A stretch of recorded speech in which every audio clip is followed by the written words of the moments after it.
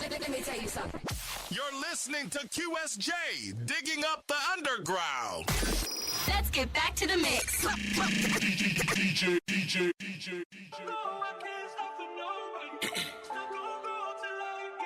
You gotta know the difference between motion and progression. Everybody screaming they got motion. Well, I had motion before too. And I was standing in place, running in the same spot. So I'd rather progression. Everything's a go. I said everything's a go, but I was stuck on go. When I was young, I had no goals, but I had a pole. I had 2 sweaters and a flight jacket. Yeah, I'm cold. I used to fuck with what's his name, man, that nigga told. Never ran, never will, and I'll never fold. Used to eat toast for breakfast, had to scrape the mold. Me and my brothers ate cereal, we shared the bowl. They put my mans in the grave, I put them in a scroll. My bitch always wanna smoke, but she never roll. The day my man easy pass, I really paid the toll. I'm trying to live forever, but I'm getting old. I could've bought a bus down, but this solid gold. This shit sucks. Biggie said, we used to fuss when the landlord dissed us. I never had a landlord, I was a squatter. No heat. Wonder how Christmas missed us. Big shout out to everybody listening and tuned in to QSJ Radio. How is everybody doing? I hope everybody's doing fine. And if you're not, figure out how to get better. But anyways, big shout out to everybody listening. It's your boy, Traffic Light, and I want to welcome the homie. We got to get the name straight from behind the scenes. I'm going to tell you something that happened. This is ridiculous. But anyways, welcome to QSJ Radio. Now I could say this probably the place where creators, hustlers, and visionaries come to learn how to grow with a purpose and market with power. Okay, after today's show, a whole bunch of artists are probably going to try to figure out what it's like to have this kind of like internet digital marketing basically under control. But understand, this is different. All right. Today's guest isn't just riding the digital wave. He's engineering it. He's the founder and CEO of Wham Promotions, a cutting-edge digital marketing agency known for turning content into community and waves into revenue. From YouTube to TikTok, Instagram to Facebook, Nard2hard has cracked the code on how artists, podcasters, oh shit, I didn't see that. Oh, wait, hold up. And entrepreneurs can win without going viral or signing away their rights. He's helped grow platforms like Ray Daniels Presents, run campaigns for heavyweights like Lil Boosie, Lil Poppa, Trouble, Morray, and build marketing systems that give creators control over their reach and revenue. If you've ever wondered how to get your content in front of the right audiences and how to scale without a label or how to build a loyal fan base that actually converts, today's the episode for you. Welcome the marketing mastermind himself, Nard2hard. What up, bro? Yo, what up, man? What up? What's going on? You know, we do these like warm ups in the beginning, at the end. I just wanna get this out of the head. Shout out to Bernard Martin, right? And one of the first things that he literally told me was, "I need you to introduce me this way," right? Like, no, but let me get it. I got the introduction. He didn't tell me all that. He just wanted me to make sure I said Nard2hard. Okay, so now. And of course of Wham Promotions. Wham Promotions is basically like this thing. Tell me something about what Wham Promotions is. How did it get started? So Wham Promotions, man, I tell people all the time, it kind of got started by mistake. You know, this wasn't the end goal. I would say it started because me starting as a music artist, I was just trying to figure out how to promote my music, right? So on that journey, it's like I learned so much. And in this discovery mode, like, okay, as an independent artist, I'm looking at all the artists that are ahead of me, you know, superstars, and I'm looking at everything they're doing. I see that, you know, they got millions of followers, they got the music videos, millions of views, they're getting paid shows, all of these things. So I'm like, okay, well, how can I implement the same things that they're implementing? So I do what I see, right? Every independent artist, we do what we see. So they do a music video, we do a music video. They got the cars, the clothes, the ice, all that, we doing that too. They doing shows, okay, I'm gonna do a show too. Even if I gotta pay to perform, I'm doing all of these things. We putting out music, we dropping albums, everything. But I started to notice like something isn't right? Like we're doing all of these things. You know, we're moving around, we're traveling, we're performing in the hometown, all that stuff. So I remember it was a certain night I was watching YouTube and I was watching a video from Loaded Lux, a battle rapper in New York. Okay. And if you guys don't, I know Loaded Lux. I know him personally, which is crazy. Oh, yeah. That's crazy. That's crazy. Listen, it's all part of the grind. Everything that you just said is literally part of the grind. Like, and meeting these guys is part of the grind. But go ahead. Loaded Lux, which is a legend in the battle rap community. Yeah, legend. So he had a video on YouTube and he had said something. He was like, to get popping, you got to go where it's popping at. So I was like, dang, it resonated with me. So you kind of look like him, by the way. No lie. Yeah. He's nasty, man. Yeah, that's like my favorite battle rapper. Oh, really? Out of all those hundreds of motherfuckers, Loaded. Okay. Loaded. All right. The battle he had with Murder Mook, that was the first one. That was when I fell in love. But yeah, so he said that at the time we living in Crestview, Florida, a small city, and on the north side, Panhandle, Florida, by Pensacola, Panama City, all that. So we in a small town. So I'm like, dang, what's the closest area that's popping? And I'm like, damn, it's Atlanta. You know what I'm saying? Atlanta, GA. Wow. So, you know, we ended up moving to Atlanta. We traveled there a few times before that, but we ended up moving there. At the time, we actually was signed to a management team, and they helped us relocate to Atlanta. So that, you know, it was a blessing, man. So so when we arrived in Atlanta, I learned two things. The first thing is I learned the smoky mirrors. Everything isn't what it appears to be on screen, right? I met an artist. His name is Schoolie with the Toolie. Rest in peace. He passed away. But he was the first artist that I'd encountered that you see him from the appearance. They look like they got it all. Yeah. But a lot of times they ain't got a dollar in their pocket. To their name. Yeah. You know what I'm saying? Yeah. Dollar to their name.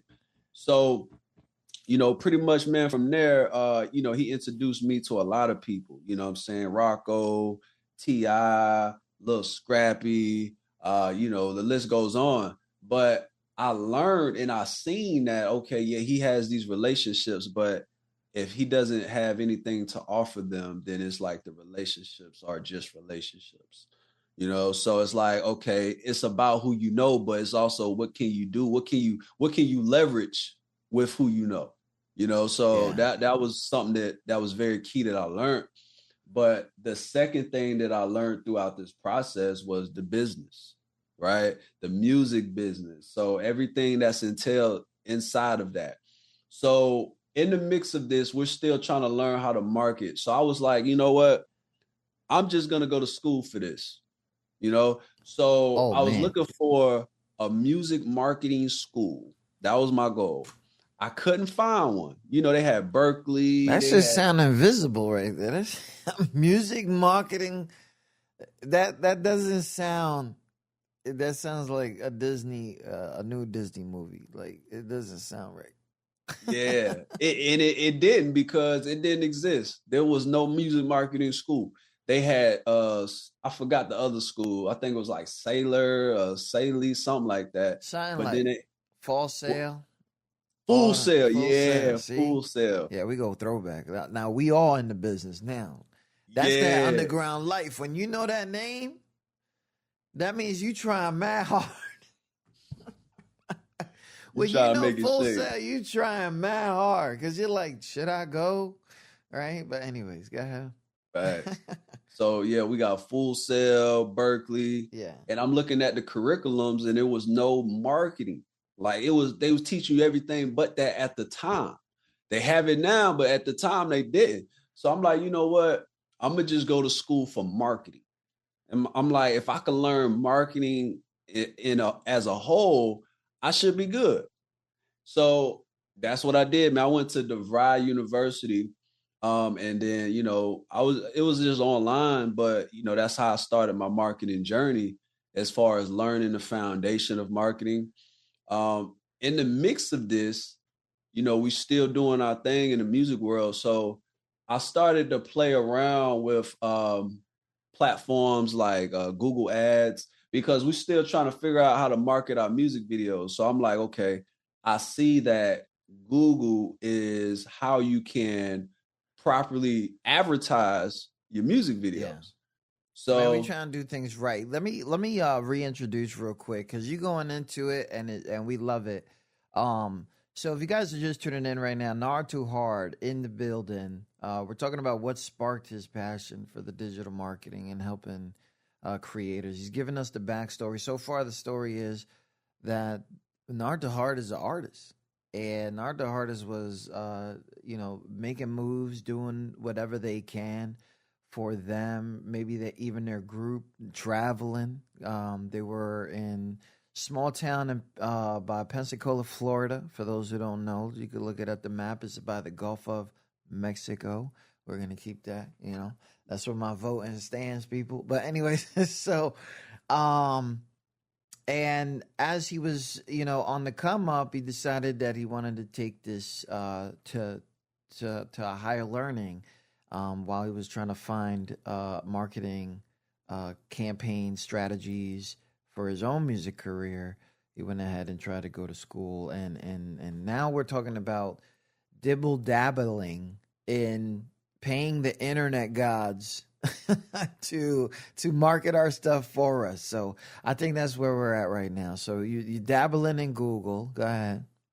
Yeah, so and I'm blowing money in Google. I'm spending money trying to figure it out, trying to market our music videos, and it worked. They wasn't the best campaigns at the time, but they did what it was supposed to do, and it was to generate viewership, get it in front of people, which will, exchange for views on the video. So, I'm learning this process. I'm studying it. I'm trying to figure it out.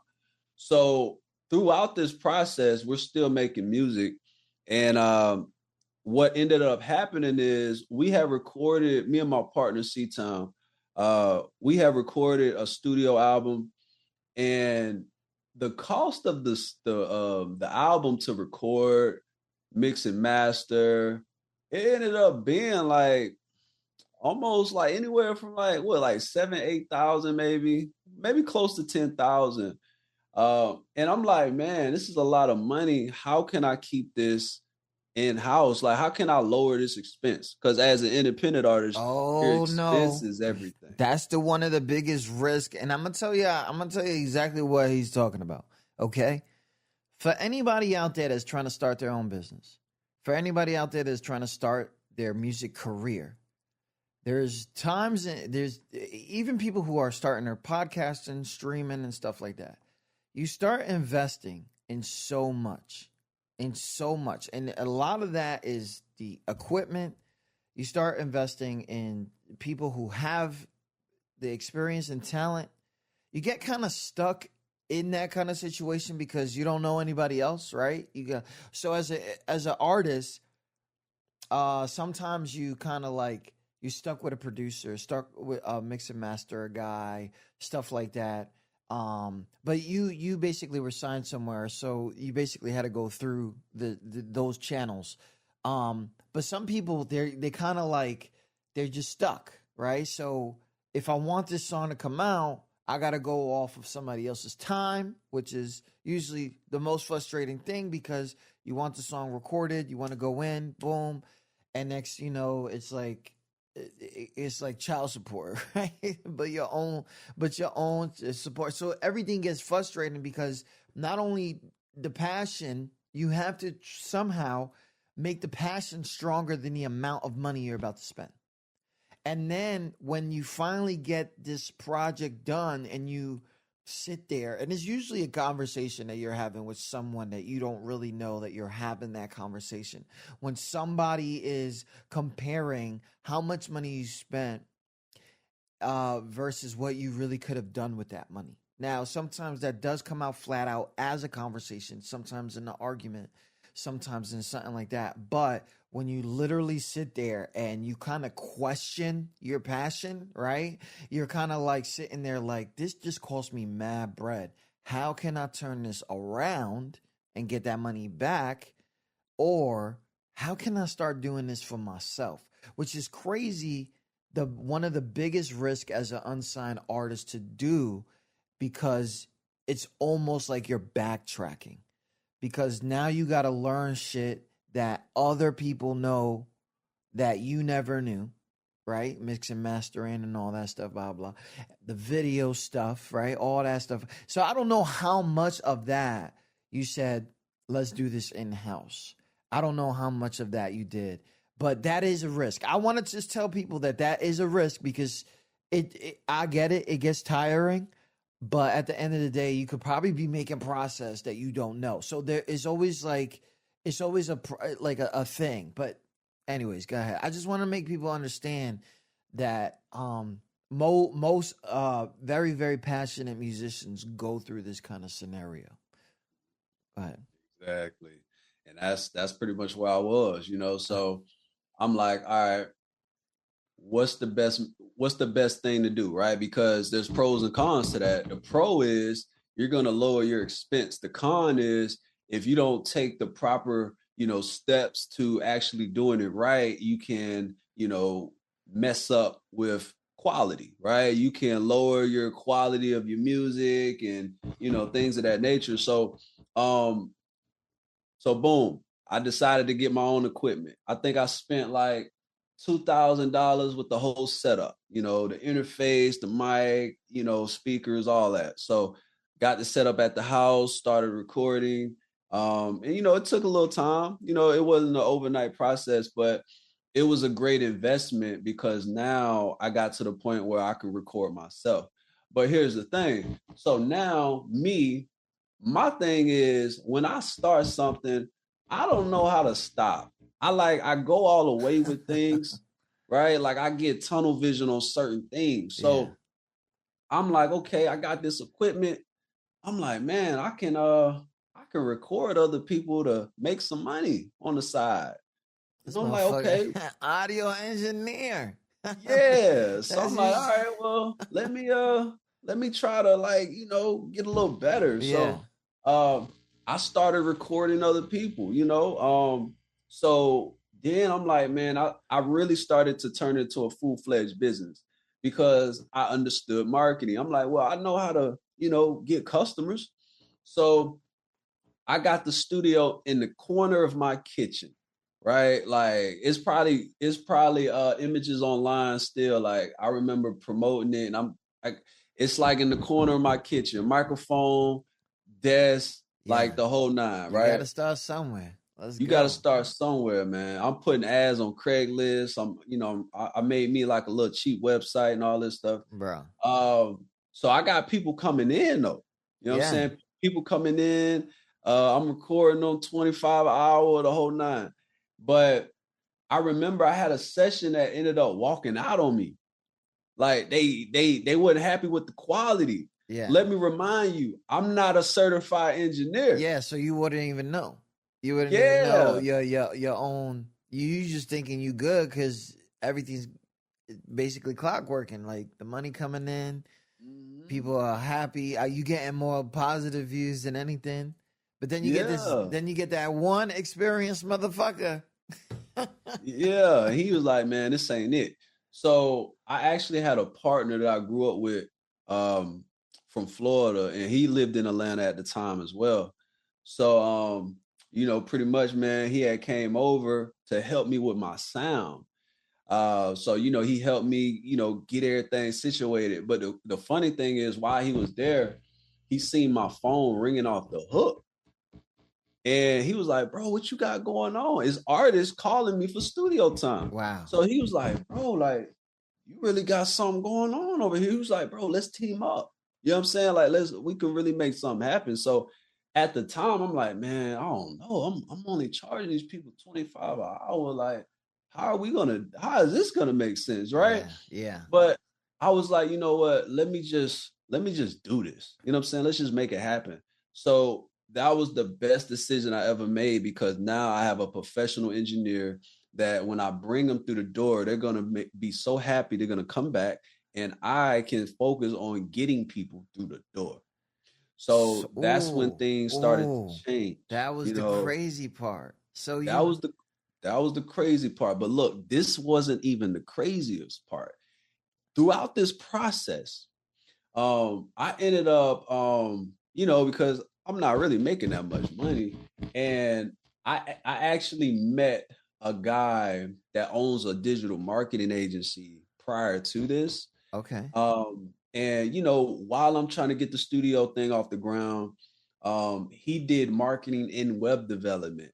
But it was certain services that, like, when I'm marketing myself and I got people that's trying to tap in, I would outsource the work to him. Like, I would take them to him, because like web development, that wasn't my thing. So I'm bringing him clients. So he was intrigued by me doing this. So he called me one day and he was like, hey man, I want you to come work for my company. It's called Grapevine Marketing, located in Norcross, Georgia. So I'm like, damn, okay. Well, I'm not like an expert web developer. You're not even looking for a job. Like, what is yeah. Okay. But I'm like, you know what? I need the, I need the money at the end of the day, because I'm still trying to, make everything happen. So I ended up working for him. And when I tell you, this is when my life changed, because at the same time when I'm working for him, he knew what I was trying to do. He knew I had my own, business. I had the studio. Yeah. I was trying to, get the marketing company off the ground. So he showed me how to market and build campaigns for his clients, but he also showed me how to build campaigns and web development for my company. So he helped me develop a website for my recording studio, for my marketing agency. He showed me how to set up marketing campaigns for my recording studio, for my marketing agency. That's a good fucking boss. He's still a mentor of mine today. And I worked for him for 90 days. That's it? Limited time warranty? 90 days. I'm talking about things change, man. I'm talking about the recording studio going crazy, the marketing agency going crazy, So, I was able to leave on great terms after 90 days. Fast forward, the recording studio, we moved from the house. Now we got a facility in the south side of Atlanta. We got, it's a unit where we got 2 recording studio rooms. We got video photography room. Oh, you got one of them spots. Oh my God. Oh, one of the spots, man. We got a location in Florida as well. Is that a location? And yeah. So, but it's like, okay, I started the studio to lower my expense. Yeah. And then it's like, I don't know how to stop. I'm like, man, I can go all the way with this. I learned marketing to try to figure out how to market my music. Now I'm like, how can I go all the way with this? But how I got the marketing off the ground is because when I got recording artists coming to record at our studios, I'm like, hey, I also do marketing. So that's how I was able to start like really getting in the game. Like really marketing these artists, and these artists are doing features with bigger artists. So now I'm able to do marketing for those campaigns, and now I'm meeting bigger name artists, so that's how I was able to like really get the marketing incorporated with all of this as well. Big shout out to everybody listening, tuning in to QSJ Radio, home to the unsigned artists, digging up the underground. This session today, we're talking to Nard2hard from Wham Promotions, and he just gave us a serious breakdown on how all this started. From an artist to trying to cut down, if you guys know, one of the most expensive professions you can have is an unsigned artist, I swear. Big beginning anyway. And then taking that, cutting down his expenses to it turning into a digital marketing, like, bro, you just said you had like basically 3 spots, like whatever. Anyways, like I'm mad. But you said that basically has set the stage for his journey. He got kind of I wouldn't say like basically what he said was somebody left his studio and said this ain't it. So he brings somebody along, a colleague he knew, to help out, but the colleague noticed this other side that was going on, which the phone was going off the hook, which was he had business. Business was coming. And then that turned into something that we'll be talking about now, which is Wham Promotions. So this is crazy because sometimes people have this like thing, like they know they have a gift, right? They know they have a gift from turning content into conversions. But what's crazy is that whatever he was doing online also landed him a job on somebody that was doing something for 90 days. And next thing you know, he's turning this whole thing into something. Now, this is the thing. Congratulations on everything you've done, because we haven't even gotten into those things. But some of these, like, now you're asking to build yourself. You're telling yourself, we're going to build from this. Building Wham Promotions, what was some of the biggest challenges that you had from the ground up? And how did you overcome them? Because I think that's where people are falling into that, I'm going to make this work. I'm going to make this work. I'm going to make this work. And sometimes you just got to be like, nah, that's not going to work for me. So I would say, man, some of the biggest challenges, very similar to, starting any business, is trying to get it off the ground. So it's like when you're starting a business, most of the time you're in the red, so you're not profiting out the gate. You got to invest in it, just as a music artist, you got to invest in it first, right? So it's the same on this side. I had to invest in it, time, money, blood, sweat, tears, right? The whole thing. Yeah. And one thing that I noticed that is so important in anything, any type of business that you're trying to start, is consistency.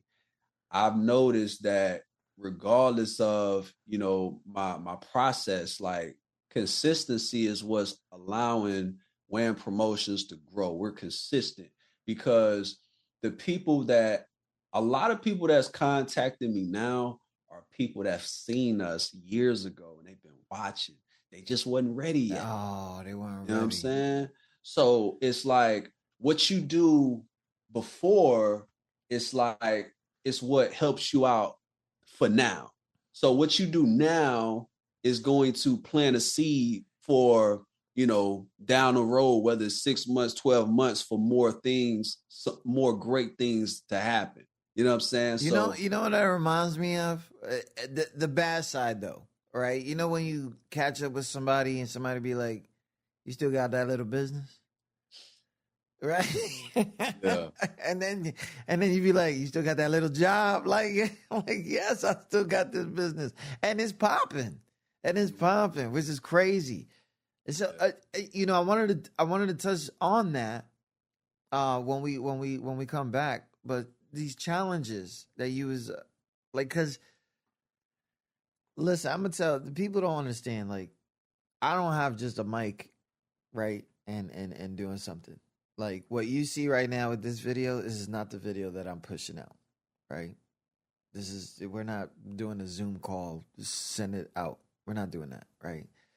But there's also behind the scenes stuff, the paperwork, following the U.S. government's stuff, because the U.S. government got some strict ass laws on shit, and licensing, all that stuff, things that you're able to do, not to do, stuff like that. But when it comes to Wham coming off the ground, I don't know, man. I don't feel like you had a problem. What was some of the issues you had other than investing? Other than investing, patience, because it's like when you're creating a business, you're dealing with people. When you're providing a service, you're dealing with people. So, when you have your own business, it's like you kind of set your own ground rules as far as like what you're willing to deal with and what you're willing to not. Every business has policies and procedures, so it's like, are you willing to, bend your policy to satisfy a customer, So for me, I'm built off of customer service. It's everything, because prior to all of this, one of my first jobs was fast food. I used to work at Taco Bell. I was a general manager. So customer service was everything, So, but yeah, I would say just dealing with people, man. And yeah, that's probably, and it's like, it sounds bland. No, but because for real, I'm gonna tell you, dealing with people is the worst human experience, other than things that make us sad, happy, all that crap, right? Because as somebody who does customer service, you just, hey, how may I help you? And next thing you don't know if they're gonna come off nice. They're gonna, dump their problems on you. All this other stuff. Like, did you come in here for all that? Now, I understand that some people, like, they need a fucking friend or something like that. They need all that, and we could just listen. But bro, I got something going on here. Like, and I don't need all that. Now, if you're not willing to deal with what we got, then you need to dip. But at the same time, you're not trying to lose business either, right? So it's like some of the egos got to go out the window and things like that. So it doesn't sound bland.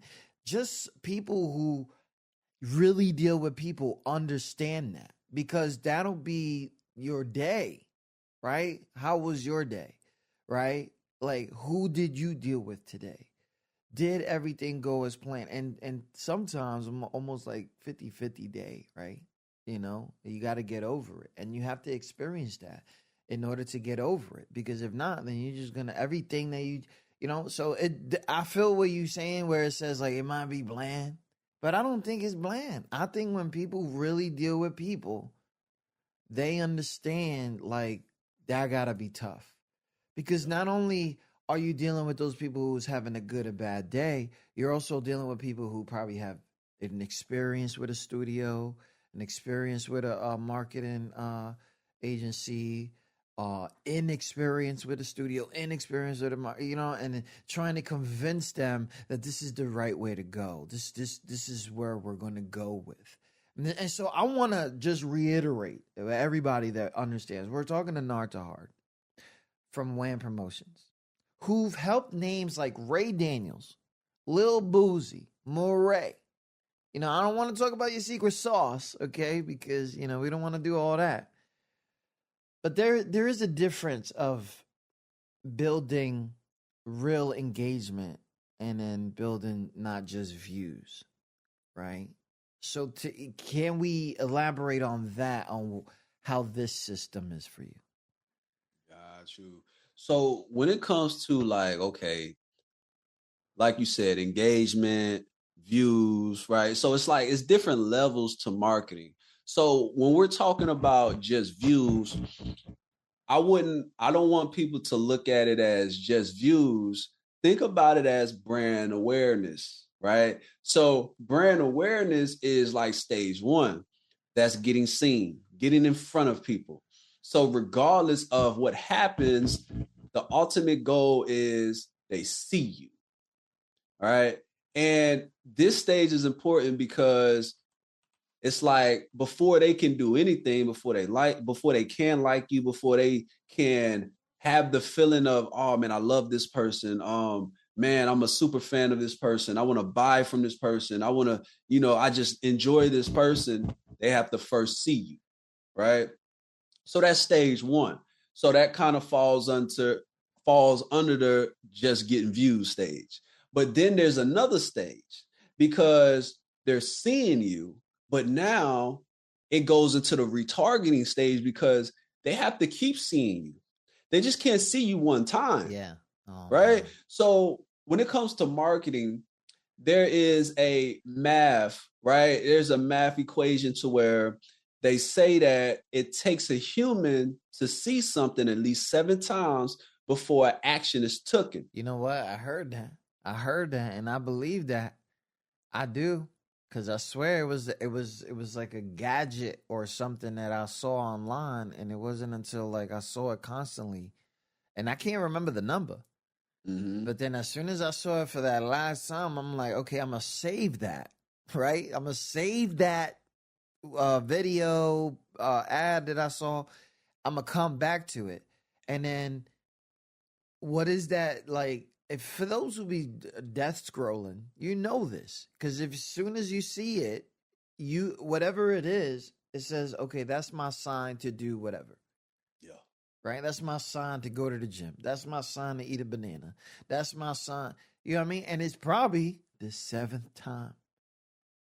And you don't even know it because you constantly see it. You know what that is. You're gonna scroll, stuff like that. And that's even before where scrolling was like a daily habit. Yeah. You know what I'm saying? How many times, I don't know, you take long trips probably once in a while, right? And then how many times did it take you to finally stop for food? You know what I'm saying? That 7th time that you saw that golden arc, but you was like, I'm not even gonna get that. I'm gonna get something else. but that 7th time you saw the gas station, like, bro, like, come on. But anyways, I feel that, and I've always heard that, and it's not different in the internet, is it? Yeah. And then that's the thing too, because 7 times, that's like kind of old. It's no longer 7 times. It's like 3 times that now. Like, I think so. I didn't want to admit it. You know what I'm saying? Yeah, because it's like with the age of the internet, it's like, you can see things so quickly, so fast, and you see things way more. Like anybody can get on the internet and build something, right? So it's like the competition in every market is more saturated. So now the touch points of 7 is not enough no more. It's damn near 21, 24, Oh, man. and it's not just one platform. So it's larger. It's larger. Oh, you know what I'm saying? Like you got to be able to hit people everywhere because most people are using multiple platforms to scroll, right? They're on Facebook, they're on Instagram, they're on YouTube, they're on TikTok, and there's more platforms than that. Let me just remind people, he is on Instagram, Nard2hard, Facebook, Nard2hard, Twitter, Nard2hard. Definitely going to get that WAM Promotions. That's WAMM Promotions on the IG. And then, of course, whampromotions.com. I just want to throw that in there since we're there, because multiple platforms, right? Yeah, definitely. So feel free to explore these platforms. Contact Nard2hard to stay updated on digital marketing and music promotion after the conversation, obviously. So we for those who, because I interrupted, I'm sorry, but 21 plus times seeing something, multiple. I don't go on TikTok no more. All right, and it's not because I'm not anti-TikTok guy. Every time I load up TikTok, it shows me death. Like, I don't know if you probably don't even experience that, but so how are you to convince musicians, artists, podcast entrepreneurs, bro, your face is not out there. You're not out there. Your brand is not out there. Like, how do you, because, yo, we live in the life of the automated system now. So I'm trying to figure out, like, okay, so you could do this. You could have just said that. But anyways, big shout out to everybody listening and tuning in to QSJ. What I'm gonna do is I'm gonna take a little break. We'll talk about our how to keep your digital face not only on one platform, because you can't be just Facebook famous anymore. You can't just be Instagram famous anymore. You got to be famous, and in order for your business or whatever to grow. I didn't want to do it. I didn't want to be the myth guy, because I seriously hate when people tell me you got to be popping online. If that's the way that you need to build your traction, that's the way you need to go. And we'll talk about that here in a second. Bernard Martin, I'm going to put you on a little break real quick, and then we'll come back in about 4 minutes. Big shout out to everybody listening. What I'm going to do is I'm going to introduce How to Live featuring L. Smith from Side God. That is Everything's a Go Entertainment's they have a album out right now on Bandcamp, Never Question God. Shout out to everybody listening. Never question God.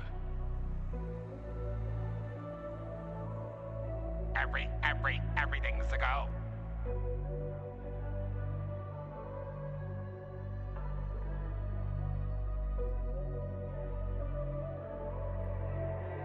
Okay, well, let's get this is how I live. You ain't never visited in can. Why the fuck would I let you visit in my bread? This is how I live. I ain't never been shot in the head, but it feel like I lost my heart in my rib. This is how I live. Nigga, this is how I live. They threw me under the bus, then probably burned down my bridge. I'm never giving a fuck, cause this the way that I live. These bitches picking and choosing like them, I'm choosing and picking. I never fuck with the veil, them bitches shopping on picking. If you paying attention, and all my bitches is different. Keep them about the mix and tell them to mind their business. Bitches dying for dick, a couple cases got caught.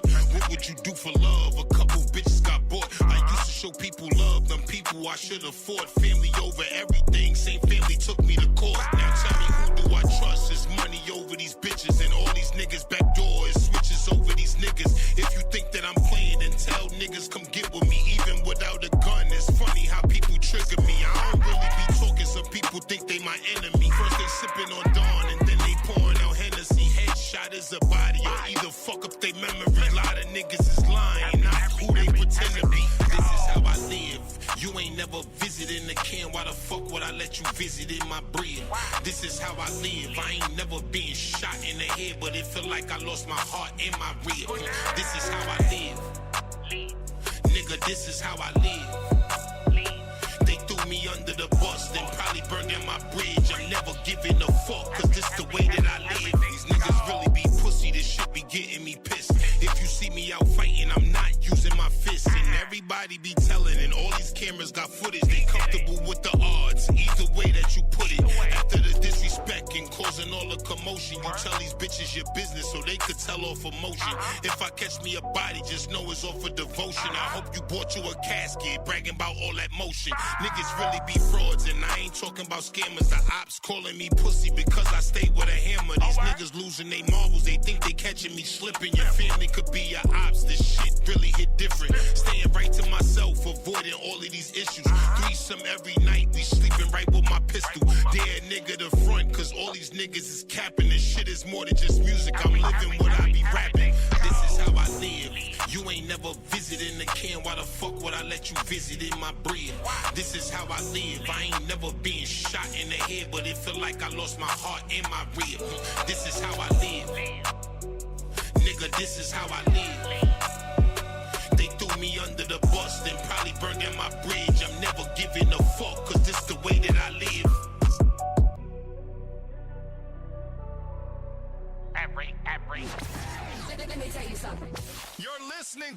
QSJ, digging up the underground. Let's get back to the mix. Big shout out to everybody listening. Welcome back to the show. Homie Nard2hard in the building, talking about this wave, this marketing situation that not only artists but businesses, podcasters, content creators must understand that the old ways are not of what they used to be. They are there. The concept is there, but the numbers have changed 7 times, and we have identified that right now, 21 times somebody must see you in order to take you serious. That is the part that's crazy. And right now, I think a lot of people don't understand that. Like, I think the WWE is an example right now where I wasn't watching WWE a year and a half ago. And next thing you know, their social media was all over the place. And I sat here with the snoring wife at my corner on Peacock watching WrestleMania. And no, it wasn't The Rock that made me do it. No, it was their social media. Because I was not in there. I was not involved. I stopped watching wrestling before John Cena started getting his ball spot. Like, before he started doing movies. Like, let's get serious. But that's one of the examples for me. And of course, I'll be watching all these artists submit to me. But my thing is, what are you doing online? And I became a super fan of so many people that basically, like, I don't know if they got their own little way that they post, but some people are like, I'm going to just do this post. I'm going to show up here. And I'm going to show up here. And I'm going to show up here. And I'm going to show up here. And then you start seeing some of their numbers. You start being proud of them. First you watching, and now you commenting. I'm like, yo, I'm so proud of you, yo. Keep doing your thing. Like, they never going to see my comment, right? They never going to see it. And then they see it, which is crazy. And then that shit get me mad excited. But anyways, that's as a viewer, as somebody who's just watching from the background, I can tell you, and you, those who are listening, for those who are like open to this conversation, can understand, yes, it is true. I became a fan of something, someone, some business through seeing them all the time. And that was with so I know that we were like on a break or something like that. We were getting into that. I gotta understand something here, because I feel like you're saying something that is a different strategy than what an artist is trying to really do, which an artist is really trying to go viral, right? They're trying to go viral. And me, in my head, I cannot try my hardest to explain to an artist, maybe you can, maybe I can, that as fast as you go up is as fast as you come down. And this is not the way to do it. The way we want to do that is give you a strategy and let you know that this is more powerful than a viral moment. Can you elaborate on that? Yeah, so when it comes to going viral, there's 2 ways. There is rolling the dice, and then there's a strategic formula. Because sometimes you do see things that go viral, right? And it just happens organically. It just happens. But we call that lottery. That's not a guarantee. You know what I'm saying? So it's like the chances of that of happening is very slim, versus you put a formula together and it forced to go viral. That's what you see a lot that happens from major artists, right? So here's a perfect example. So I'm going to use this analogy. So you have a ocean. You have this big ocean, and all these little fish in the ocean are people. So let's say artist A, they do a marketing campaign. Let's say they post something online. Let's just say they post a couple clips online on social media, whatever platform that is. They do something funny, whatever that is. Okay, cool. Let's say they spend like a couple $100 on a marketing campaign. What that is going to do is that's going to create a little splash in this ocean. And it's going to be, let's just say it's on the west side of the ocean. So all the people on that area of the west side, some of them see it. They see the little splash. But the people on the north side, the people on the east, the south, they don't even know what's going on over there. It was so small, it didn't even affect what they got going on in this side of the ocean. Then you got artist B. Artist B, he does a numerous of things. He does a influencer campaign, right? So not only does he do an influencer campaign, he does a full rollout. He contacts about 10 to 20 different influencers to all do a campaign around the song that they're rolling out.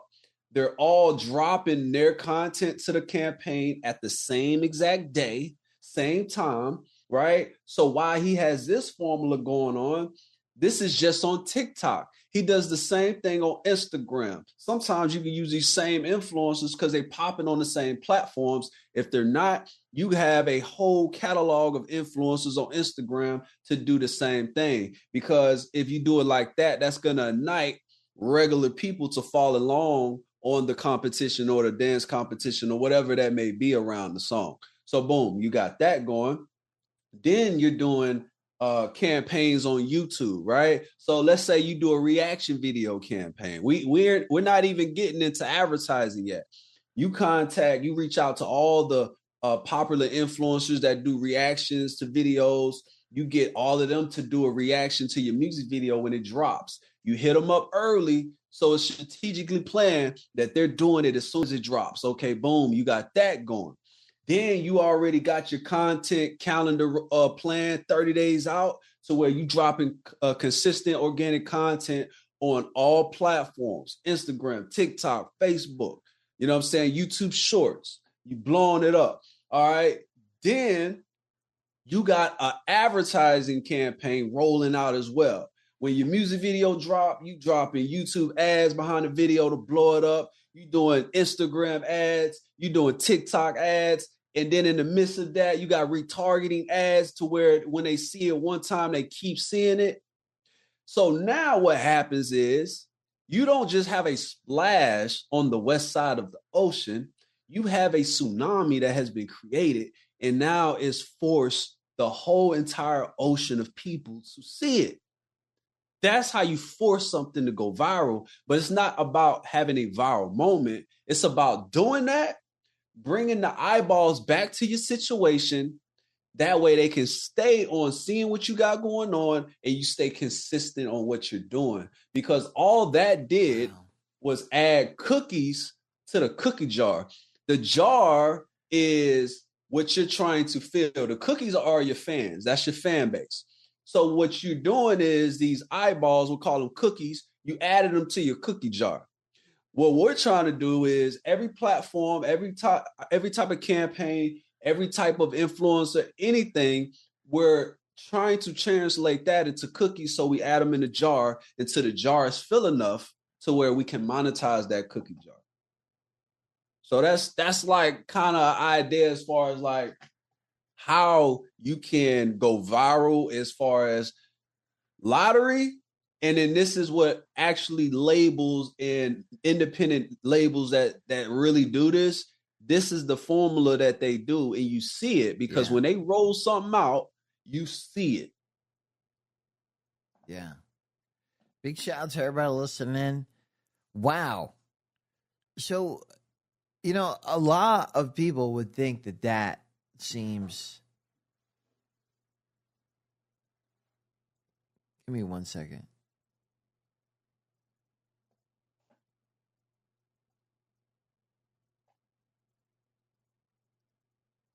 Let me just do this whistle real quick. I know we live.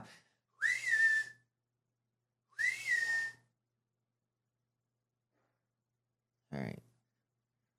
I just heard some shit. I'm supposed to be dolo here. Anyway, oh my God.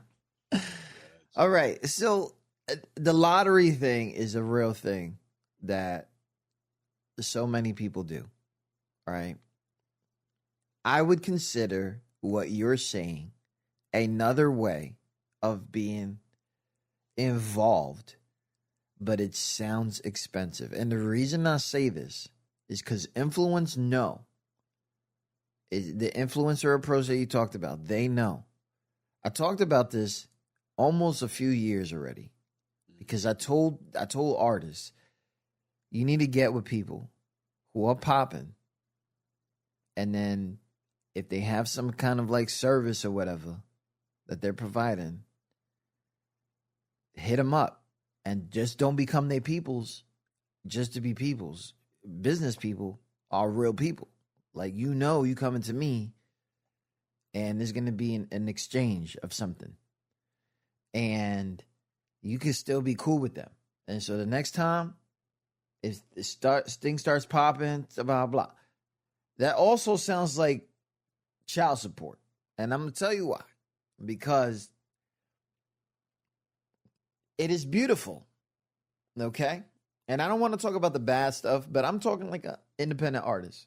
Because you're trying to convince me, right? Don't worry, I'm not shooting your shit down. I'm not.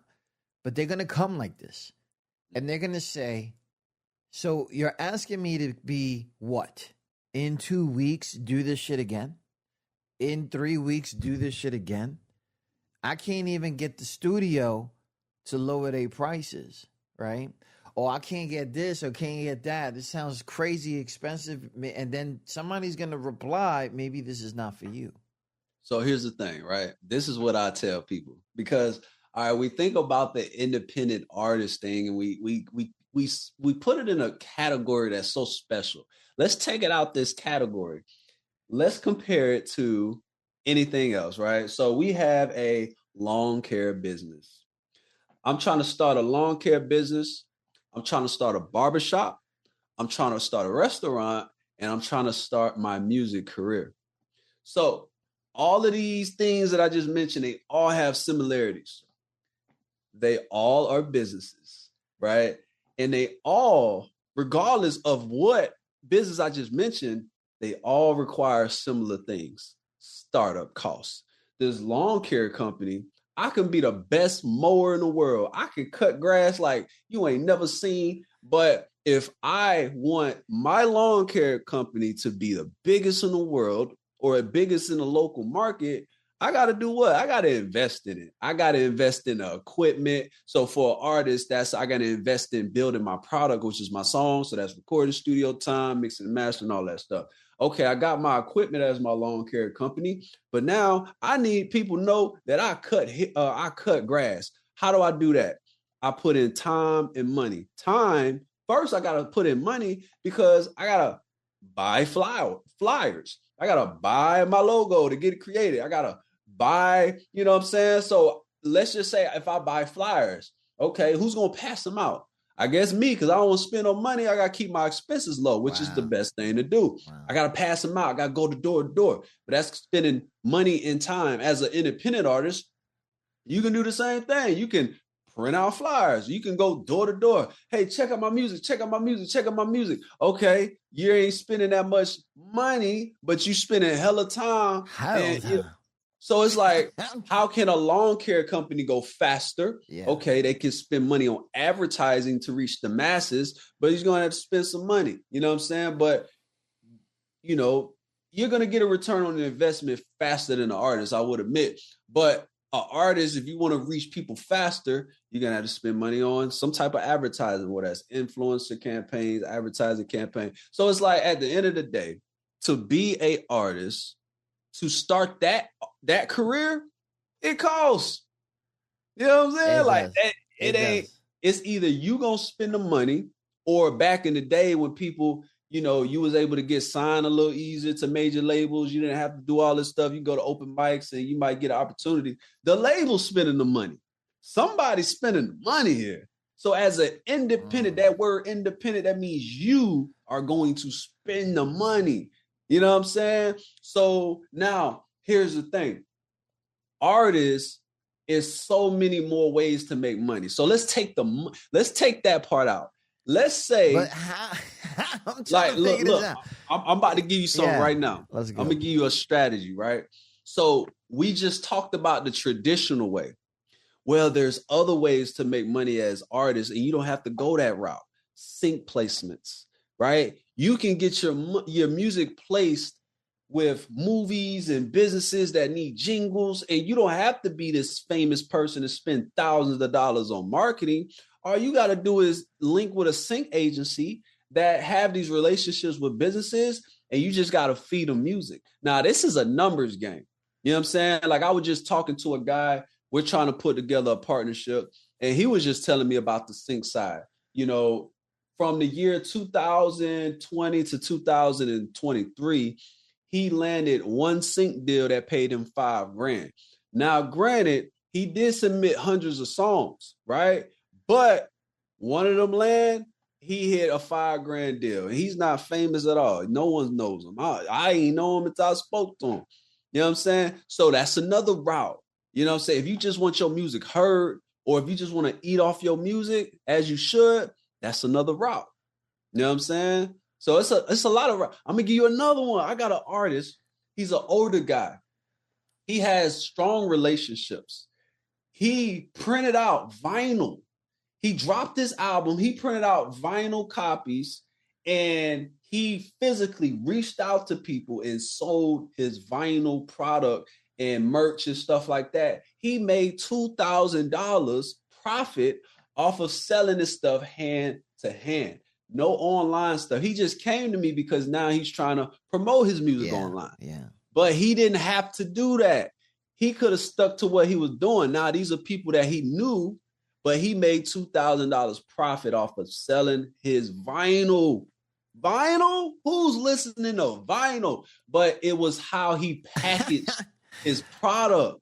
Just so, Nard2hard, just let me let you know that vinyl is on is on something right now. So just to let you know, it is.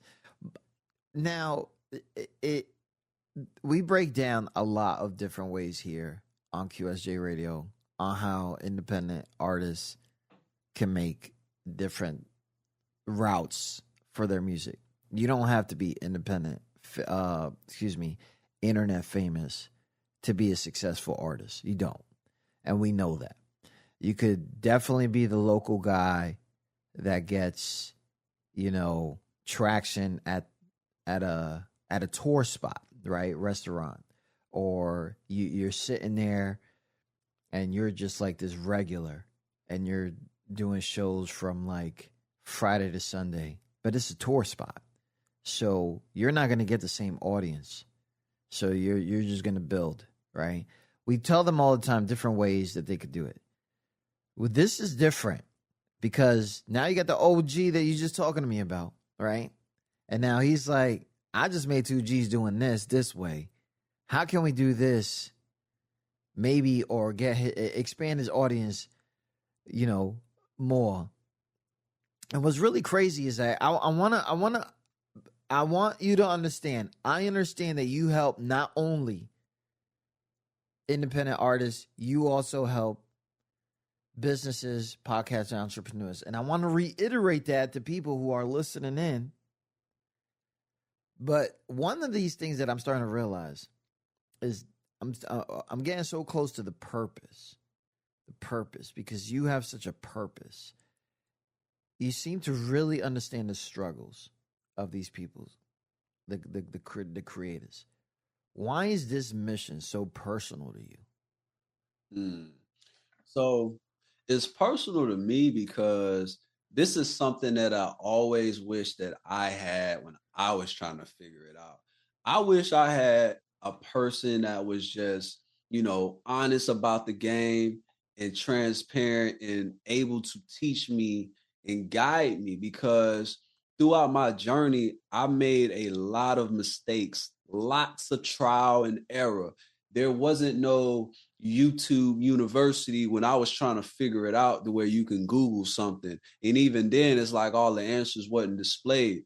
So we took a lot of losses in this game, trusted a lot of people that, we thought had the answers and they really didn't. You know what I'm saying? We done got scammed. We didn't, put money over here and we thought it was going to do something and then didn't. So it's like, it's deeper for me than I'm just speaking from a computer. Like, yeah, we push buttons and we make, nah. Yeah. I was really in I was really in it. It's some really heartbreaking shit that a lot of people don't understand. Money that disappeared, time that was wasted. Man, I fuck with it, man. I really do. You touching a lot of lives, a lot of little feelings with a lot of things. And I appreciate everything that you've done, especially. But I'm trying to figure out, like, now you on this like this podcast streams, right? Like you out there talking to so many different people, so many of their audiences, way different people, right? This is something that I feel like happened, and I don't know when it happened. I was trying to find it out. What was probably one of the most rewarding campaigns that you did, where you felt like you really made a difference? A rewarding campaign that I did. So we've done a lot of campaigns for, from independent artists to major artists, to major content creators, podcasters. But a lot of my favorite ones are, ones that are from the independent side. You know what I'm saying? Because it's like, that is more meaningful, because it hits harder when something really happens. You know what I'm saying? So we have an artist that we've been working with since 2019. His name's One Side. He's from Atlanta, Georgia. And this one's personal to me because he was with me when I was in the kitchen. You know what I'm saying? When I started the studio in the kitchen, he found me. I used to advertise on Thumbtack. Oh my God, you was really out there everywhere. You name historical websites and still relevant places. You was internet junkie. Really oh my God, you made sure that Verizon was paid. Anyways. Oh yeah, had to. Out of everything, right? Oh man. Yeah. So he found you on Thumbtack, and he's been with you forever. Yes, basically. He's been with me still to this day, but we helped him build his brand from ground up. You know what I'm saying? I'm talking about he had 5,000 followers on Instagram at the time. When he came to my studio, that was his first song that he ever recorded. And then now, fast forward, it's been not almost 6 years now we've been rocking, and then looking at him now, he has over 100K, he's at 117K subs on YouTube now, millions of views on YouTube, almost 400,000 followers on Instagram, Spotify streams through the roof. But the biggest thing is him now finally in a position where he's making money off his music. You know what I'm saying? He's literally making a living off of his music. He's actually relaunched his merchandise side. So we was just working on some ad campaigns for his merch. His merch is going good. He's getting bookings in Atlanta. He's what you call them? Not performances, but walkthroughs. You know what I'm saying? He's getting booked for walkthroughs. Just to come through. Just to come through. Performances are definitely more expensive. Yeah, performances as well, but he's because you bring in people. They know that you coming, and they need you to come through. For those who don't know, that's like really like a way to when you popping, and you know you could bring people.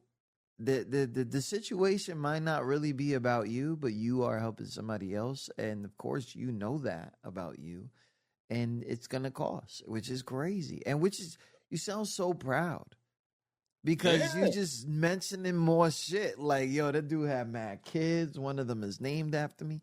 Like, it sounds like that. Like, you know, even though hopefully. I don't know if it is like that, but if it sounds like that, but it's just like, I'm just so proud of this dude for going in and believing, and not only like seeing what his brand was, what we saw what his brand was, you know, and that's the crazy part right there.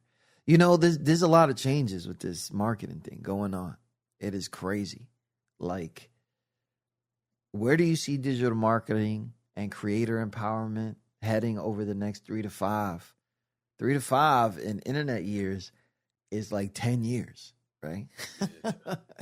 Especially with AI ads and streaming evolving super fast. Because you've been through it all, but you also been keeping track of it all. Yeah. So that means you also have developed your own AI in your head. And you can see where this is going. Where do you see it? Man, I see it going crazy. Like, AI is only in the beginning stages right now. So, man, a couple years, AI is definitely going to be on a different level. You know, I see it. It's like, I see AI taking over as far as like, when it comes to this creator economy, we're going to be we already have them. AI influencers. We're gonna have AI brands, AI influencers. We're gonna have AI artists. We already have these things, but they're going to be popularized. Yeah, like or people are really going to be. As what I said. Yeah, like people are really going to be fans of these. So I see AI really taking things to the next level. So it's so important now than anything. Personal brand is very, very important, you know, now, because when you get to the point where you're competing with AI, at the end of the day, there's nothing like the personal experience from real human beings, you know? So building your personal brand is vital in this world, you know what I'm saying? In this entertainment world. If you just have something, you know, like service-based business or a product-based business, you're still competing with AI, but maybe in a different form. You know, whether it's technology, you know, you want to keep up with the technology. You may be competing with businesses that's able to scale faster because they're utilizing more AI than you. You know, but in this entertainment world, AI is going to be definitely taking a portion of the revenue, you know, from a personal brand standpoint. Big shout out to everybody listening. Right now, we're getting into this futuristic kind of conversation, because this is today, if you guys didn't know, Nard2hard, Wham Promotions, artists, podcasts, entrepreneurs, get with them, whampromotions.com. I'm definitely about to, okay? Because I got content for years. I just need to know how to utilize it, right? Because I'm going to tell you right now, I know you probably had so many different podcast interviews and things like that. Like, I know I'm all right. Like, you know what I'm saying? Like, I know I'm all right. I know I'm cool. But whatever. You know, let me not gas myself. But in order for me to understand that my goal was met, right, you know, I'm just here in the background. You talked about that ocean splash analogy, whatever. And there's literally like a sprinkle. Like, this motherfucker threw a pebble. Like, I threw a pebble in there. Nobody even knows that fucking happened, right? And I feel like, you know, it's whatever. Like, and then everybody wants to get into that Rocky mode, that new rapper mode where it's like, I'm the best there is, best there was, best there ever will be, and stuff like that. But it is an internet world. It is a crazy ass thing. But one of the things that I'm kind of like worried about, and I don't know if we touched on too much, if someone listening today wants to grow, like your clients have, what's probably one of the first moves that they should make after listening to this episode? So the first move that you should make is focus on brand building, building a brand, because at the end of the day, marketing, promotion, all this stuff is cool. But at the end of the day, the brand is everything, so focusing on the brand. So that means, making sure that, you got your logo intact, your, the brand voice, what does your brand represent? Making sure that when people see your brand stands out, because there's so much noise out here. You're competing with so many other people. So when you start to advertise your brand, you just want to make sure that your brand is easy to, be separated from the competition. So that'll be the first thing. And then the next thing, just start focus on milestones. Don't focus on, okay, I want to be like Drake or Nicki Minaj or Jay-Z. Focus on milestones. You are your competition. Focus on beating you. So let's say, okay, you're starting from zero and okay, you have zero across the board. Well, the first milestone should be, okay, I'm going to try to focus on getting 100 followers in the next 30 days. You know what I'm saying? So that is the milestone. And then from 30 days from now, you're looking back and you're looking at, okay, the old me has 0 followers, but the new me got 100. I beat myself. Now let's do it again. All right, let's shoot for 200. All right, now you can start upping it if you start feeling good. All right, I know I can gain 100 a month. Now let's try to shoot for 250. You know what I'm saying? Or let's try to shoot for 500. If you fall short, okay. But hey, set your goal higher. It'll allow you to go harder. You might have hit 300 followers. You know what I'm saying? So focus on small milestones, because to build a house, it takes brick by brick. You just don't throw a house up and it's done in one day. It's formulas, it's steps. You know what I'm saying? So build your brand, build your, your artistry, build your company in steps until the entire thing is built. One of these things that I don't see the mistakes that creators do. You probably do, and you probably see it all the time. What's one of the biggest mistakes that you see new creators make when launching ad campaigns? So I would say one of the biggest mistakes is they don't test enough different creatives. The secret to having successful advertising campaigns is the creatives. So I'm gonna give you an example. So let's say you got all this content. Let's say you created personalized content for ads itself. So let's say, all right, you throw out one ad, right? And you use one creative. What's going to happen is you're going to get impressions. So it's going to be seen, right? The next thing that's going to happen is, out of the amount of times that it's being seen, people are actually going to watch it. Let's just say we're using videos as creative. Then people are going to watch it.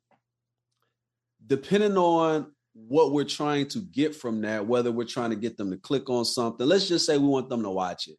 You're going to get a percentage of them to watch it. Let's say you get about, 30%. Let's say you get 30% of the people to actually watch the video. And out of that 30%, you get 10% to watch it all the way through at 100%. Okay, cool. That's not bad, right? You got a good amount of people to watch it and then watch it all the way through. Now, here's the thing. If you stop there, you did yourself a disservice, because what if I throw in Creative B in? So now Creative B is in the same advertising campaign, but guess what? This reaches a lot of people, but this gets 50% of the people to watch it, and 30% of the people watch it all the way through. So now I got ad B outperforming ad A. So what did I do differently from the first time is I tested an extra piece of creative, but I'm still doing myself a disservice if I stop there. Advertising is testing. You're testing until you find the winners. And even if you find a winner, you're still going to test A against B to see what outperforms what. Because marketing is a numbers game. Anybody can reach 1 million people, but who can get out of those 1 million? Who can get the highest percentage of people to convert into what we want them to convert to? Wow. That is, so the people that win from advertising, the winners, the people that are able to scale are the people that test hundreds of different pieces of content. Bro. Hundreds. What the no. Hundreds. I'm bugging here, but I totally get it. But damn, like that listen, I'm talking to you for self-growth now, right? I'm talking for self-growth now. And I'm sitting here and I'm like, how do you take something that you did, you put it up in the bunch, you go out there, you throw it out there, and it doesn't work. And then you gotta just continue doing something, and then it doesn't work, and then do it again, and then it doesn't work.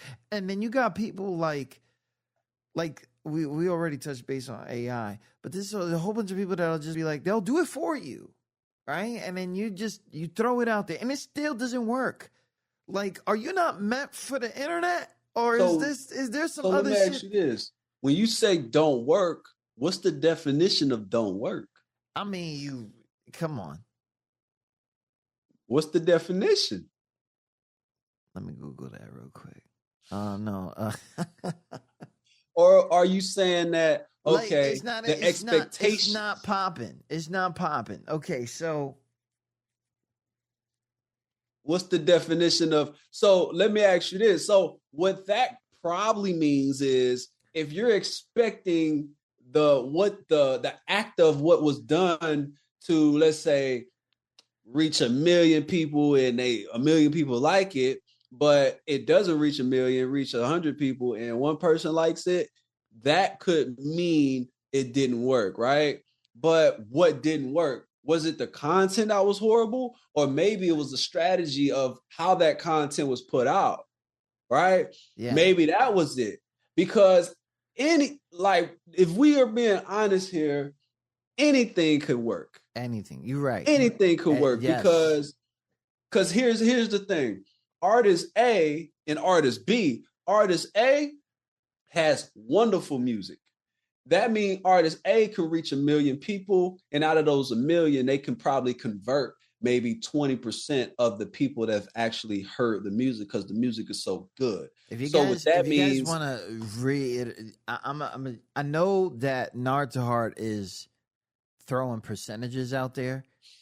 Okay, I'm gonna just keep it at 10, right?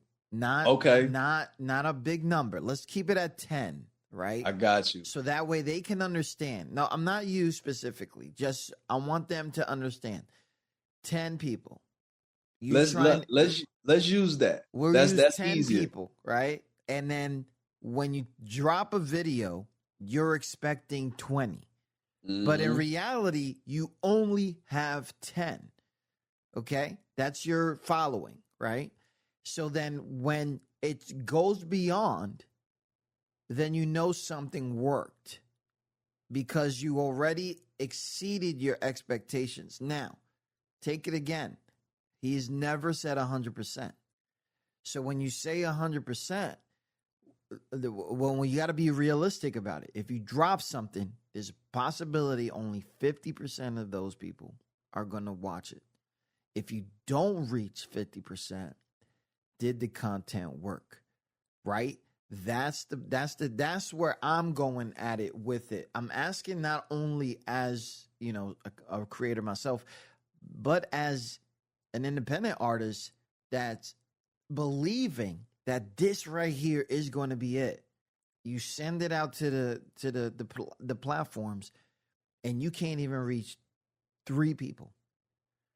So where is this strategy? Or, I don't want to give away too much of the juice, right? But where is this thing where the artist has gone wrong because people are just telling the unguided, post everything.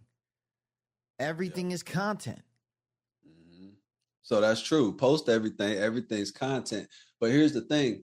When you are, let's use Instagram for an example, and this the same across the board. When you post on Instagram, you're going to reach a certain amount of people that you have no control of, right? You can reach, it depends on how many followers you got. That plays a role.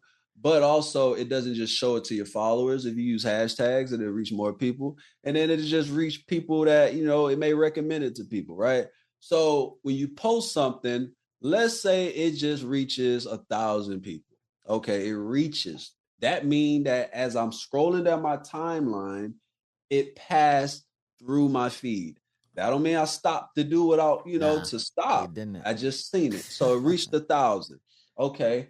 Out of those 1,000, you got, let's say 10 people that liked it. One person that commented. Okay, cool. Where do we go from here? What does this mean? Well, when you're posting organically, you're limited to how many people it can reach, right?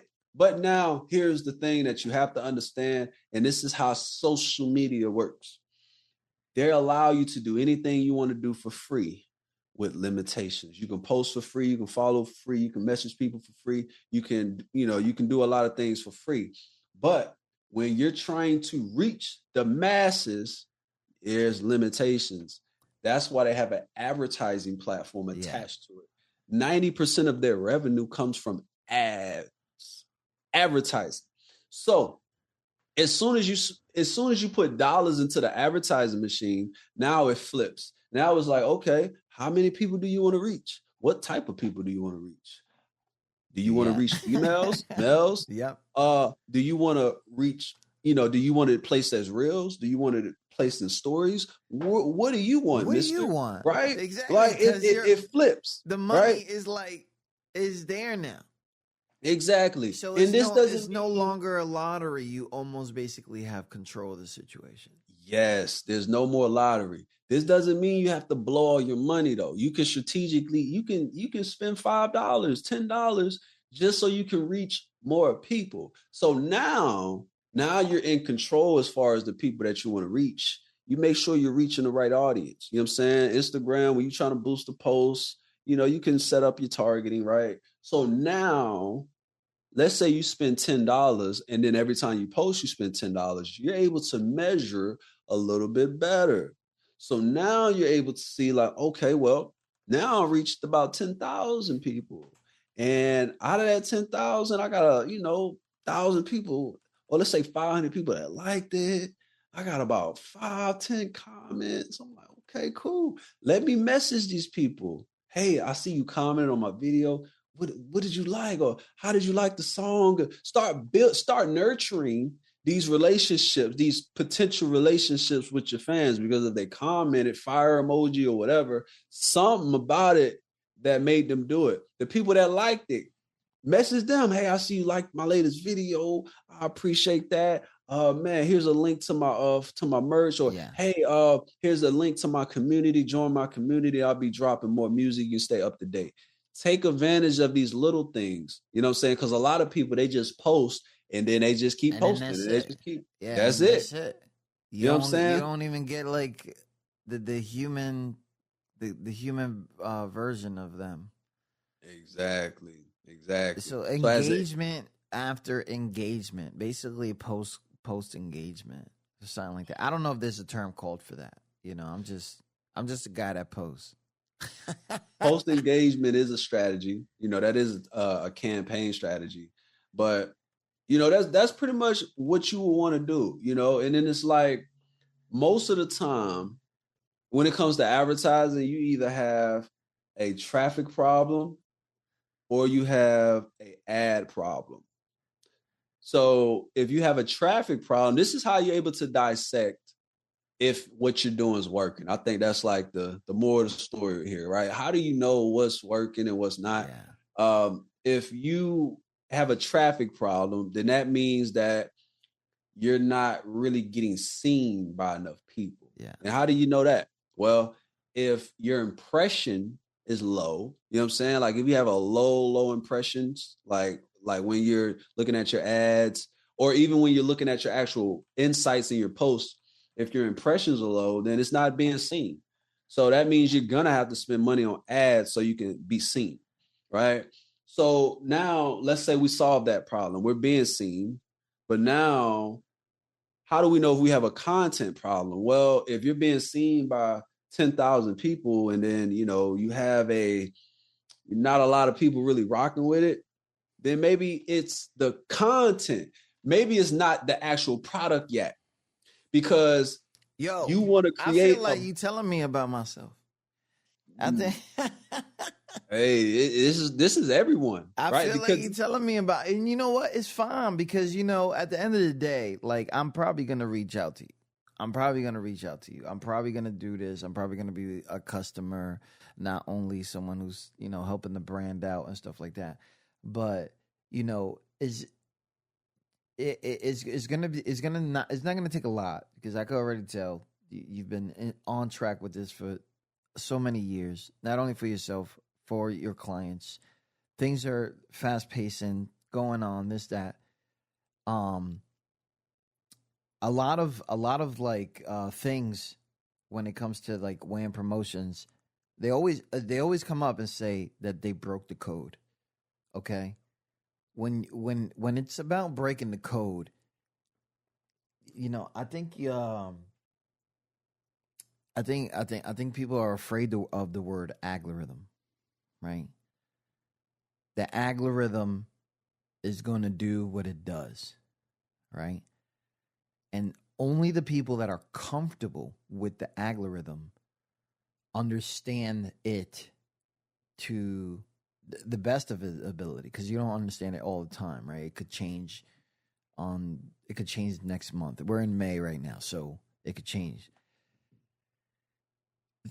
When you get these new clients, is it excitement because there's bread involved, or is there excitement because I'm about to change this motherfucker's life?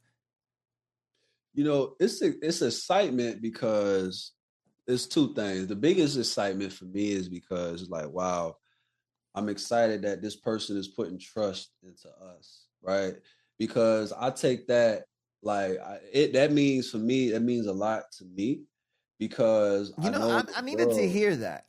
And the reason I needed to hear that part is because that's how I felt when you reached out to me. Because you feel me? Like something I said, did, posted, whatever it is, said I could fuck with what they doing. Yeah. You know what I'm saying? And I think that's the same, but go ahead. Like, and I'm sorry. I needed you to hear that, because you have this experience that, like, I would love to be able to do this for musicians. Mm-hmm. But I'm doing it in a different way because I want to hear the story. I don't want to hear the song all the time. I don't need to press the replay. I need to know about your daddy issues. You know what I'm saying? I need to know about what drove you to this and what do you see yourself doing, But for you, when you're taking this clientele, I'd be like this. That's, anyways. Go ahead. I just needed you to know that. Oh yeah, for sure. And you're right, man. Your platform. When I stumbled upon your platform, like, man, I love what he got going on. So that definitely, was the reason why I reached out. But as far as like for us, like, yeah, just them trusting us, that means a lot. And it's like, man, I'm very analytical. I love the fact that I can wake up today and with a push of a button, well, a couple buttons, but a push of a button, I can go from zero to reaching millions of people like that. That's You know what I'm saying? crazy. And that having the power to know that and be able to really flawlessly make it happen, because there's no magic trick, right? There's no secret, weapon. Like, it's really studying the craft, right? 10,000 hours to master a craft, as they say, right? No matter the craft, for me personally, I've mastered the craft of advertising, so I know how to advertise anything. I know how to build a brand, and I love to help people that are serious about getting advertising and building their brand. Now, it's not an easy road. Just because I know how it's done doesn't make it easy. You know what I'm saying? But I know how to professionally do it, and it can work for anybody. But the thing that can be different from one person to another person is timeline. You know what I'm saying? The road to success is different for everybody. One person could take a certain amount of time, another person could take way longer, another person could take way shorter. There's no exact time that you can put on it. And that's for any type of business. But as long as you're consistent, you will see growth. And at some point, as long as you're consistent and sticking it out, things will happen. I've been doing this streaming thing for a little bit. I think before it started being cool. And everybody wakes up in the morning. I really literally have people that came out of my nutsack and literally says, I want to be a streamer when I grow up. Okay. And it's cool. Do what you want. Okay. But you still need to really live a life, right? You still need a job. You still need this. 'Cause again, it can come slow or it could come fast. Okay. Now, this is my thing. I know we went way over our time, and I appreciate you taking time to talk to me today. I got $500. All right. I got $500. That's all I got. Child support is paid. I mean, I mentioned child support mad times because I got like 11 kids, so I really be paying child support. Everything's paid, everything's good. I got $500. That's my budget to launch a brand new artist. I wanna do it. I'm asking the marketing guru or mastermind code breaker, how do I spend $500? So $500. So the first thing that I wanted to be clear is breaking an artist won't happen with $500. But what will happen is you will guarantee to get brand awareness. You will get those eyeballs. You will start adding cookies to that cookie jar that I mentioned earlier. But where is the best place to put the $500? Well, it really depends on, where you currently are in your career. But let's just say the artist is already established as far as the foundation. They have their brand. They know who they are. They have music, right? They have the social media platforms. They have their music on the DSPs already. Now they're trying to start putting cookies in a cookie jar. So the first place I would start is the platform where you have the most traction. And that doesn't matter. It doesn't matter what type of traction. It doesn't matter if you got 10 followers or 100 followers. If you have 100 followers on Instagram and you got 2 followers on TikTok, start on Instagram, right? So start there. Of course, you want to make sure that you're posting content.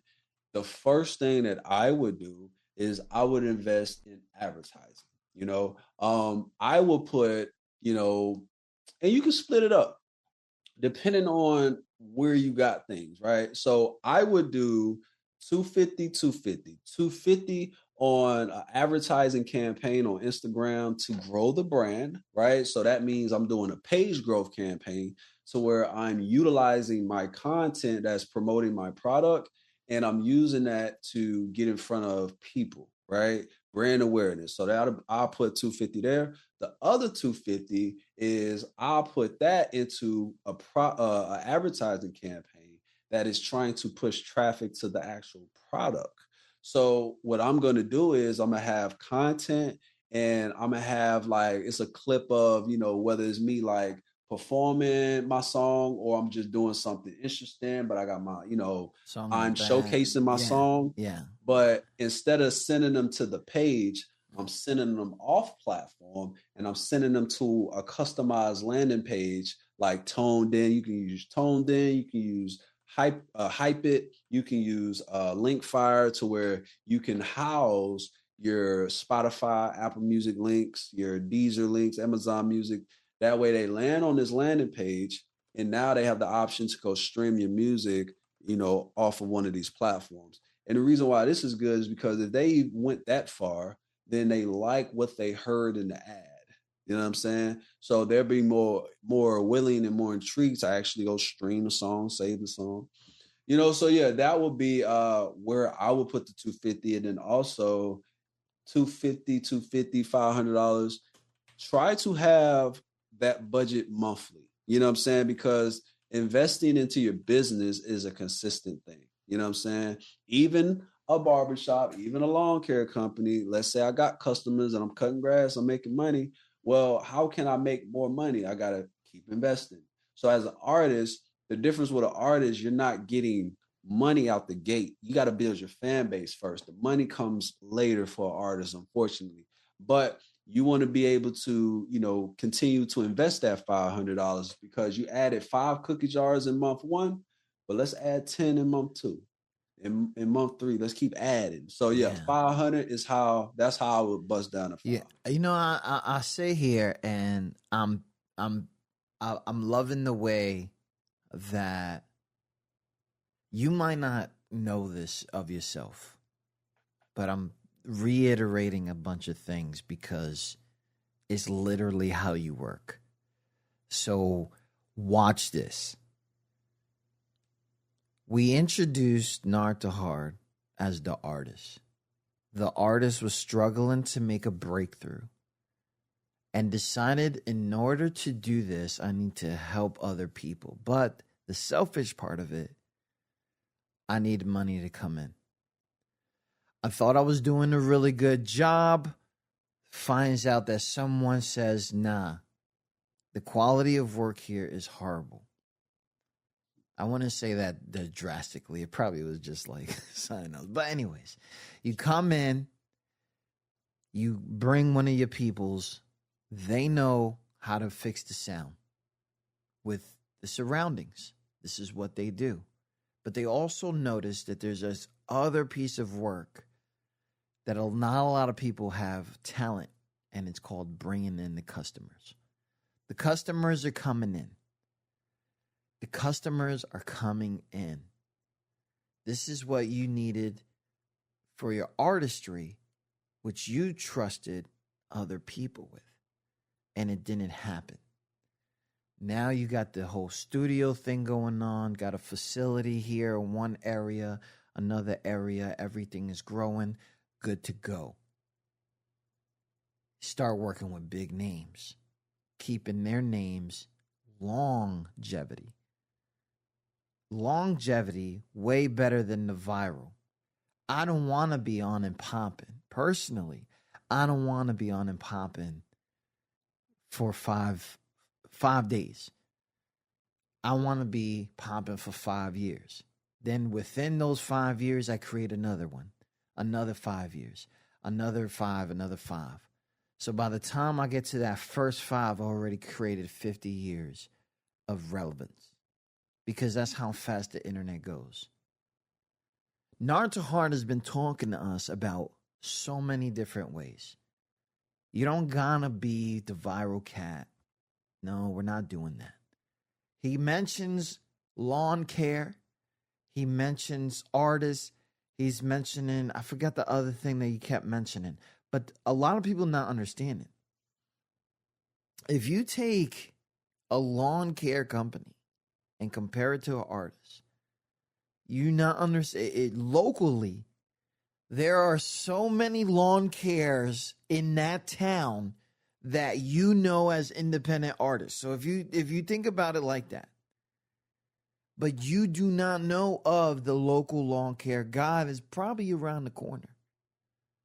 So now you got to find out what kind of quality of work they do. You have to experience it, blah, blah. That they don't know.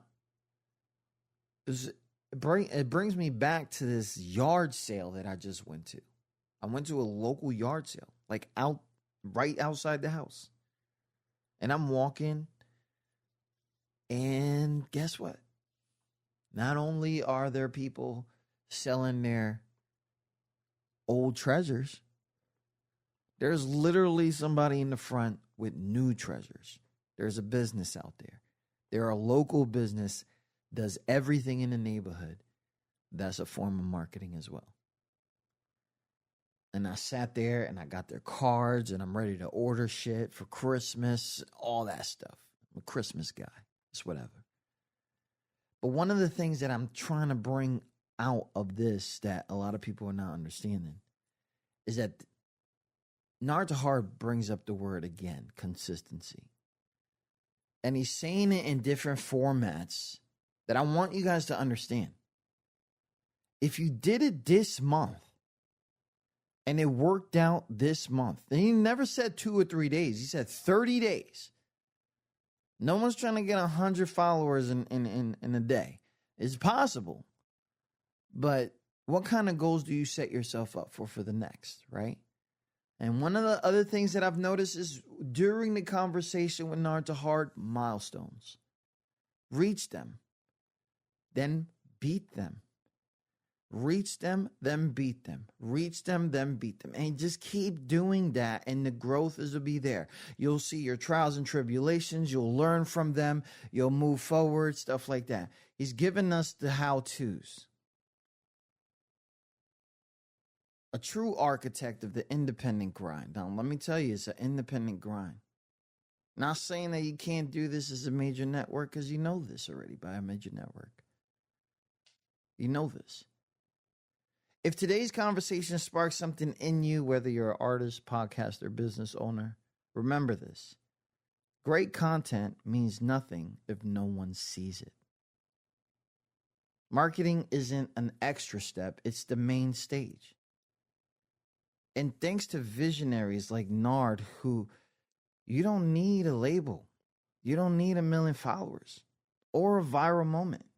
You just need a strategy and the courage to believe your message matters. Make sure you follow Nard2hard. That's Nard, the number 2, HARD on Instagram. Visit whampromotions.com to level up your visibility, your authority, and income. Because at the end of the day, we trying to make bread, bro. We trying to make bread. If you not in this for the bread in some way, shape, or form, I want to know how your living room looks, because it better have mad pictures of family, because you're only doing it for love. And anytime that somebody wants to invest in you and they say do it for the love, they're asking for free, bro. Please understand that. It is the fakest love out there in the business world. Do not do shit for love. It's not even serious. If you enjoyed this episode, share it with somebody. Grinding in silence. Understand what that means.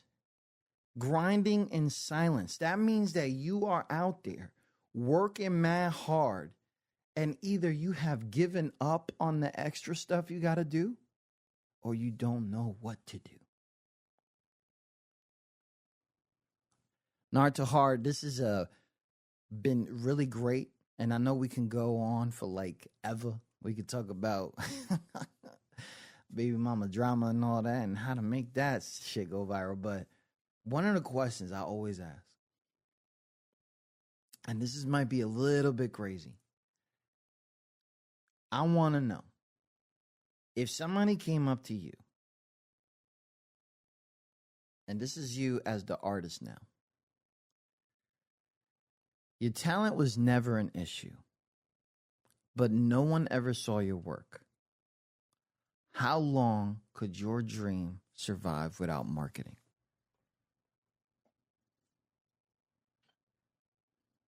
That's a great question.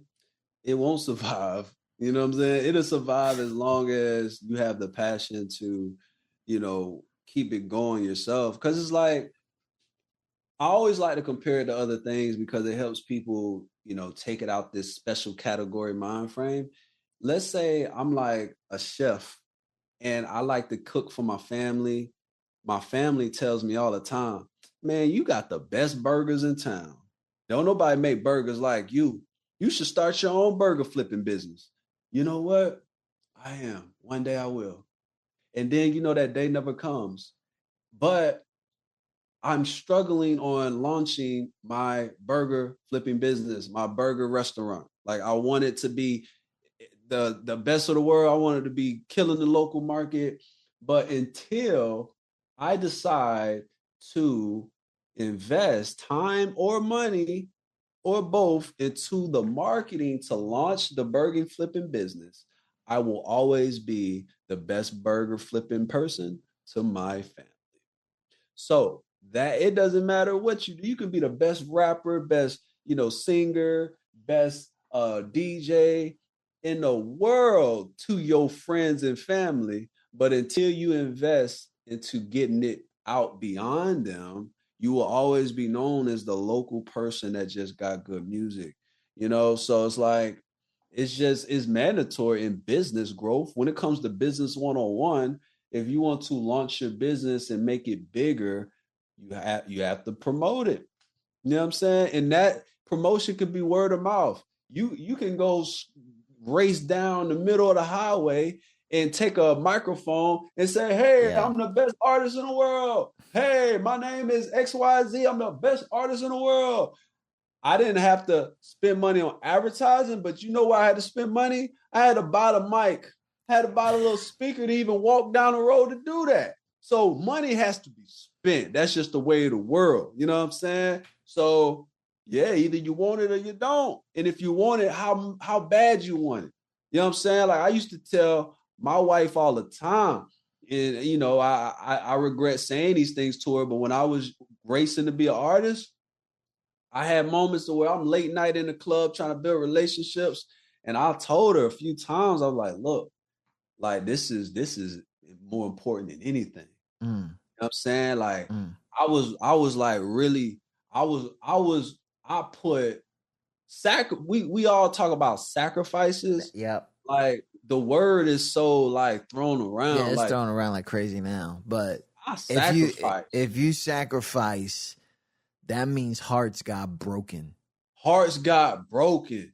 You know what I'm saying? Hearts, like for real. They're gone. Either they gone, they still buy it, they saw the maturity, they believed, or they're gone. You gotta be willing to put it all on the line. You know what I'm saying? And it's deeper than marketing and spending money on promotion. Like if you got that fire in your heart, you're gonna be willing to do what it takes. Not what you want to do, not what you it's like, okay, if you believe, you know what I'm saying, in a certain religion, you can't just pick apart the pieces of the Bible or whatever you believe in. You can't just pick the pieces that you feel like, okay, I'm gonna abide by this rule, but I ain't really rocking with that. Nah, you gotta go all the way. All in. Yeah. You know what I'm saying? So yeah, that's just what it is. I love it, Nard. I love it. 100. You see how I never called you by your first name, though. I appreciate the conversation, man, and I really wish that we had a lot more time because these kind of conversations also get a little bit like I wish that artist paid attention. Like I wish that company paid attention because now they're obsolete. They're no longer around and nobody believes in them. And I know that you wish that you could have probably saved or made some people's careers. And yeah, man, I'm just gonna tell everybody Nard2hard all over the place. IG, Twitter, definitely on that IG. I did not expect you to reply to me. I'm not gonna front. I saw that check mark. I was like, oh shit. I got nervous. All right. But anyways, we definitely want to link up. I don't know if you got any artists that you out there trying to promote now. I know we talked about certain ones. I just would love to know their stories if you don't mind sending them out here. And linking up. So Nard2hard, aka Bernard Martin. I had to do it. You can follow him all over the place. And please go to WAMMpromotions.com. And we'll talk soon, bro. Yes, sir. Let's get it. Thank you so much for coming on the air with us. Anytime.